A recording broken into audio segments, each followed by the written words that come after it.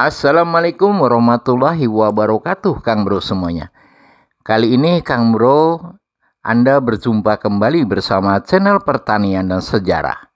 Sekarang saya akan berbagi tentang bagaimana caranya bahwa tanaman kita semua itu, tanaman padi Kang Bro, di saat atau fase vegetatif tidak kekurangan unsur nitrogen. Walaupun pupuk bersubsidi jenis urea itu sangat sulit didapat jika akan melakukan aplikasi pemupukan atau musim pemupukan pada tanaman padi.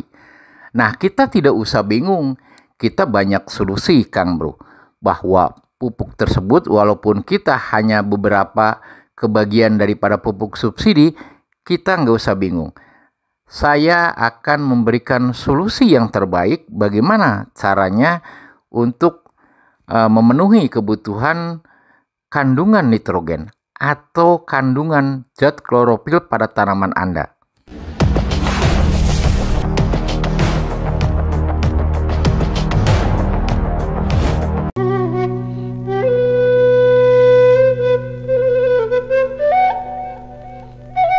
Padi usia 10 hari setelah tanam sampai usia 35 hari setelah tanam, fase vegetatif ini padi betul-betul membutuhkan kandungan nitrogen yang sangat lumayan. Nah, Kang Bro semuanya, bahwa di fase vegetatif tanaman kita jika kekurangan nitrogen, mungkin Anda sudah bisa membayangkan bahwa pertumbuhan padi kita akan tertinggal jauh dengan orang lain yang cukup dengan kandungan jenis urea atau nitrogen. Kali ini saya akan berbagi bagaimana caranya bahwa tanaman kita adalah tidak lagi kekurangan unsur nitrogen di saat fase vegetatif ini. Karena fase vegetatif ini adalah fase yang memerlukan nitrogen yang sangat tinggi. Walaupun kandungan yang lain semacam P2O5-nya atau fosfor dan kaliumnya memang dibutuhkan, tetapi tidak setara dengan kandungan nitrogen di saat fase vegetatif ini. Dan sekarang saya akan sharing tentang bagaimana caranya membuat pupuk organik cair yang kandungan nitrogennya lebih tinggi walaupun masih dicampur dengan urea sedikit. Yang pertama adalah kita menggunakan tumbuh-tumbuhan. Biasanya kalau organik kan seperti itu, kita menggunakan dari tumbuh-tumbuhan. Tapi mungkin Kang Bro ada sedikit aneh dan mungkin ada yang belum tahu dan mungkin saja ada yang tahu. Kita membuat pupuk organik cair kandungan nitrogen ini sebanyak 10 liter. Ini adalah bahan-bahannya. Yang pertama, kita mengambil dari tumbuh-tumbuhan liar, Kang Bro, yaitu namanya Balakacida.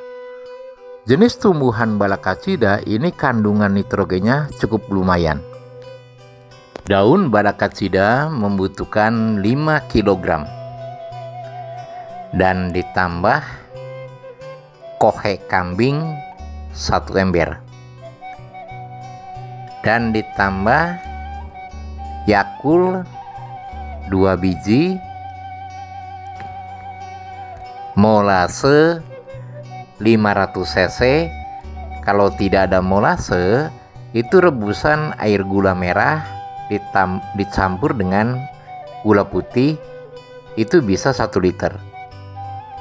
Dalam hal ini kita tidak memerlukan M4 karena M4 cukup dengan Yakul dan daun Balakacida itu sendiri akan cepat prosesnya. Apalagi di situ ada urin daripada di kohenya mengandung urin kambing itu sendiri, Kang Bro. Lalu difermentasi minimal 1 minggu.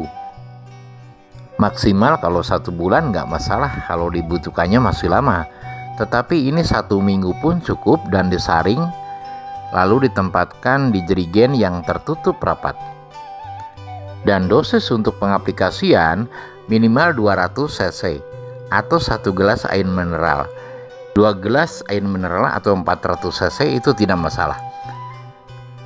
Kalau Kang Bro masih penasaran dengan urea, daripada saringan yang 10 liter itu hanya cukup ditambah setengah kilo sampai 1 kilo urea, atau sekalian dicampur waktu saat fermentasi pun tidak masalah.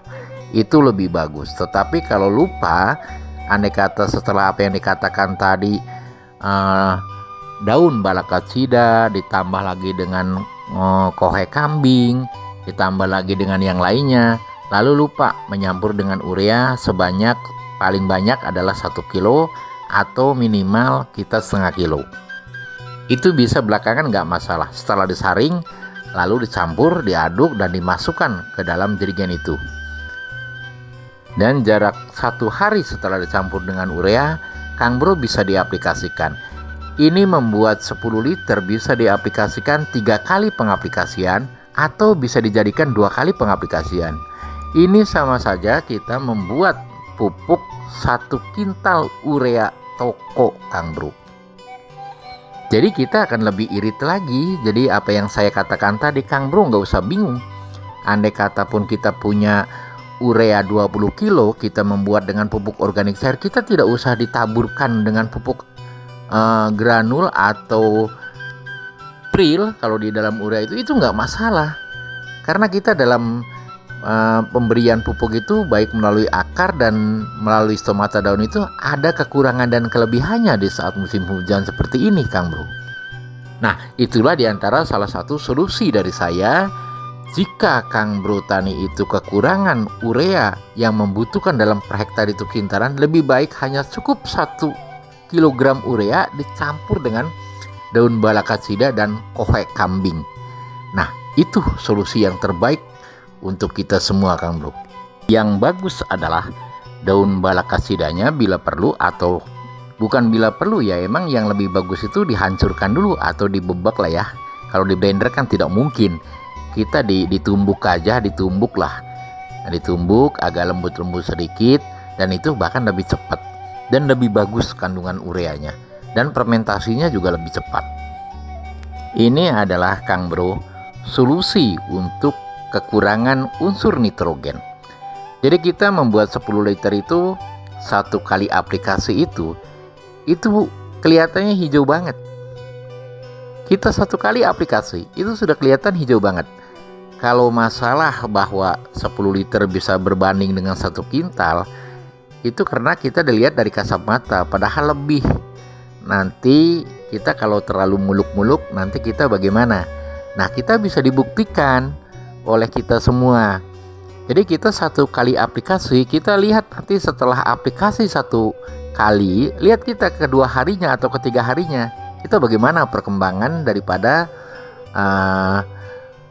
hijau daunnya itu atau zat klorofil yang ada di tanaman padi kita.